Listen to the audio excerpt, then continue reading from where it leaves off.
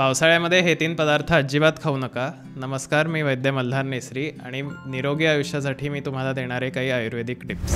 आता पावसाळ्यामध्ये सगळ्यात मोठे प्रॉब्लेम्स हे शरीरात निर्माण होत असतात. एक म्हणजे वातदोषाची वृद्धी आणि दुसरं म्हणजे अग्निमांद्य. आपलं पचन वीक असतं आणि वातदोष वाढत असतो. तर या कॉम्बिनेशनसाठी सगळ्यात हानिकारक 3 पदार्थ जे रेग्युलरली आपल्या खाण्यात असतात ते कोणते? नंबर 1चा त्यातला पदार्थ हा आहे की मोड आलेली कडधान्य. मोड आलेली कडधान्य ह्याला आयुर्वेदात किंवा संस्कृतमध्ये विरूढ आहार असं म्हणलेलं आहे. तर विरूढ आहार जो असतो तो पचायला जड आणि वातूळ असा असल्या कारणाने या सीझनमध्ये तो टाळायचा असतो. ह्याचा अर्थ तुम्ही कडधान्य खाऊ शकत नाही का? तर तुम्ही कडधान्य खाऊ शकता, पण ती फक्त व्यवस्थित भिजवून प्रेशर कुक करून त्याची भाजी किंवा उसळ करून ती खाण्यात आली पाहिजे. ह्याच्यामध्ये एक टाळण्याचं कडधान्य म्हणजे उडीद. या व्यतिरिक्त बाकीचे कडधान्य रोटेशनमध्ये खायला काही हरकत नसते. दुसरा पदार्थ जो आहे जो पावसाळ्यात टाळलाच पाहिजे तो म्हणजे दूध फाडून केलेले पदार्थ, जसं की चीज, पनीर आणि दही.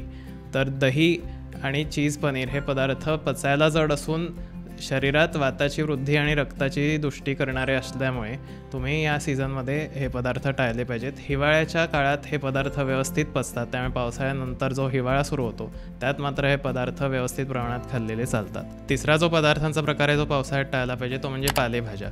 आजकाल पालेभाज्या किंवा लिफी ग्रीन व्हेजिटेबल्स किंवा कच्चे सॅलड्स ह्याचं खूप कायम तुम्हाला ट्रेंडिंग रील्स आणि हे सगळं दिसेल.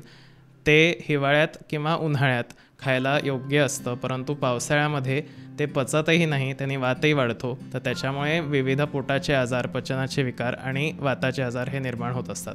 त्यामुळे पालेभाज्या शक्यतोवर टाळा. अगदीच टाळता आल्या नाही तरी आठवड्यातनं किंवा 15 दिवसातनं एकदाच्या वर पालेभाज्यांचं प्रमाण नसू देत. अशाच आयुर्वेदिक टिप्ससाठी मेधामृत आयुर्वेद या आमच्या चॅनलला फॉलो करा. नमस्कार.